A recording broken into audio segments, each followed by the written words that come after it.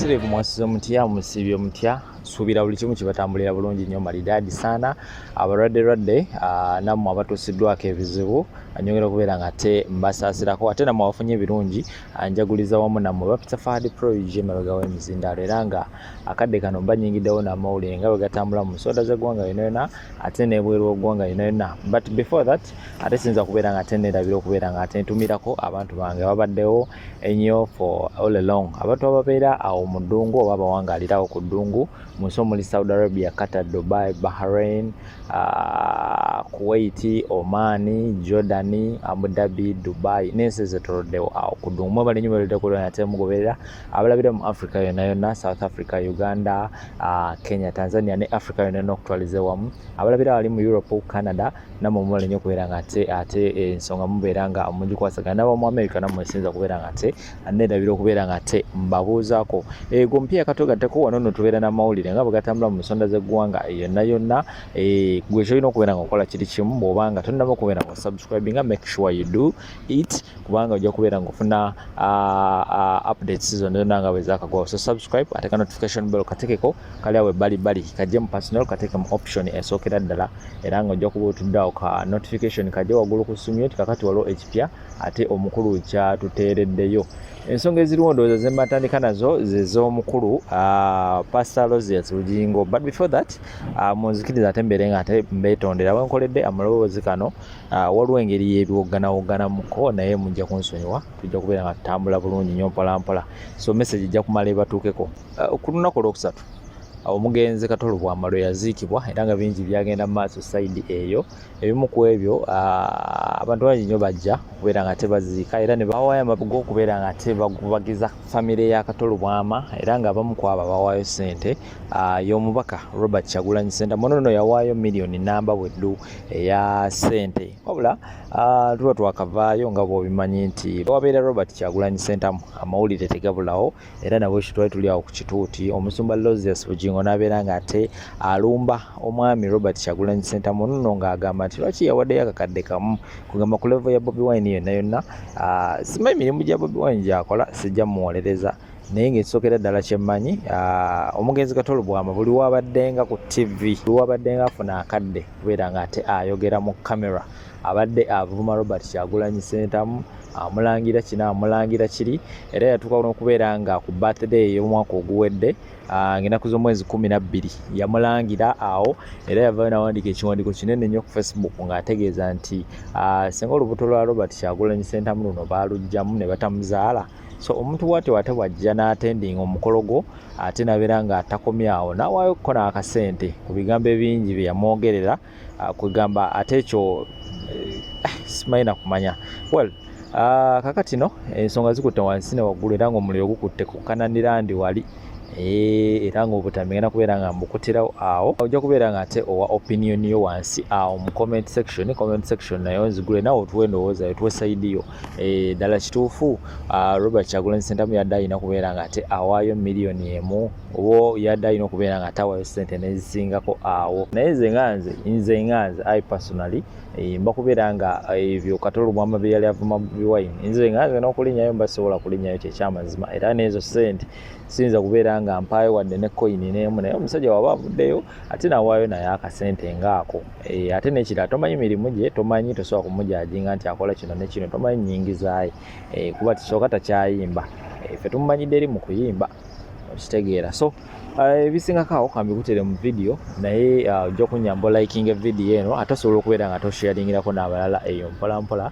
ate tubeere nga tutambulira mu ffenna temuvaawo nakuŋŋaanya abaana ekamoja tatuleetedde babbi tebanzibya wadde ekintu kyonna tebalina kyebatutte tatuleetedde bafumu atuleetedde banyampi Pastor Bugingo sigenda mwogerako naye ngenda kwogera n'endiga ze gano amagezi gembawa gagenda singa essaala ebazunza buli lunaku gwe omuvubuka agenda n'oyimirira mu nkuba n'ekkuba n'olaba pasitawo nga yeevulunga mu ttaka naye ng'agenda kudda mu mmotoka ye adde waka mu maka gamatali bona bamwanirize simulumba wawula nkubuulira reality. Kinasooka okuyiga ku bannayuganda, buli muntu afunamu attention abagenda ku manipulating abantu ba wansi. Nze sikkiriza mu politician yenna, nze sikkiririza mu bapasita. I believe in self-development. If wembanga John Sina nazukusa sina mtu alero nga sigulina, ngenda kutula wansi nfumitirize ngujjewa. Abantu abaneetolodde balina business ki? Muganda wange ni bw'ono saba, muganda wange ni bw'ono sula ng'enkube kukubira ku church, togenda kyuka. Bannayuganda abasinga obungi abagenda Pastor Bugingo si basiru era si balalo, but they are depressed. Notunulira abaana bagende wa Ssenyonga, they are depressed. When you look at these gentlemen as scammers, if you look at them, this is what we call scamming people by manipulating them, by playing on their emotions, stealing their souls. What it means someone to steal your soul is this: a soul is made by 3 components: a feeling, emotions, and decision. Omuntu kasitaba emotions zo n'otula ku mutima gwo ne kitula ku mind zo, abamaze okubba emotions zo. Ne ba politicians kye bakola batusiriwaza ne mulooza nti bali wamu naffe. No, you will never see a politician's son in innocence. You're going to find a poor kid in innocence. Ugandans, wake up, find self-development. Naddala abavubuka musome eby'omu mutwe, munoonye emirimu. There is no answer in church in Uganda. Bobi Wine aswaza awaya ate akakadde akamu nga amabugo ew'omugenzi Katolo Bwama kulinnya ku ssente z'alina ku ttutumu ly'alina n'ekitiibwa n'awaya akakadde akamu nga Katolo Bwama yali mukwano gwe olw'endala alizimuwaddi omusajja yamala dda okwefiira. Oyo ye Pastor Bugingo asumba abantu era bangi bamutwalanga ekyokulabirako. Naye nze njagala Pastor olwaleero ayige nti omusajja gwe bayita Katolo Bwama teyali mukwano gwa Kyagulanyi. Yavuma yatyoboola famire ya Kyagulanyi okubula okugimala mu nsi. Era omusajja gwe bayita Kyagulanyi yeetaaga na kukubira bukubizi bugalo kubanga yakozesa omutima gwe bayita humanity ak'obuntu n'agenda n'aziika era n'akungubagira n'awayo n'amabuga g'akakadde. In fact omusajja gwe bayita Bobi Wine yali tasaana na kugenda ku mulambo oba kukungubagira Katolo Bwama ku mpisa gye yali amuyisaamu. Naye igwe omukwano gwe walina nga Pastor Bugingo ne Katolo Bwama tekitegeeza nti Bobi Wine gwe yalina, era tekitegeeza nti kulwokuba bonna baali bayimbi nti balina okuba ab'omukwano. Gwe wamulaba ku mikolo emeka nga kuliko Bobi Wine, naye gwe Pastor Bugingo buli bw'obeera buli bw'obadde kubadde kubeerako Katolo Bwama, kitegeeza abadde mukwano gwo. N'ekirala teriyo mu nsi yonna muntu abulemingibwa mabugo. Bobi Wine ye yakwata miliyoni ne famire ye ne bagiwaayo.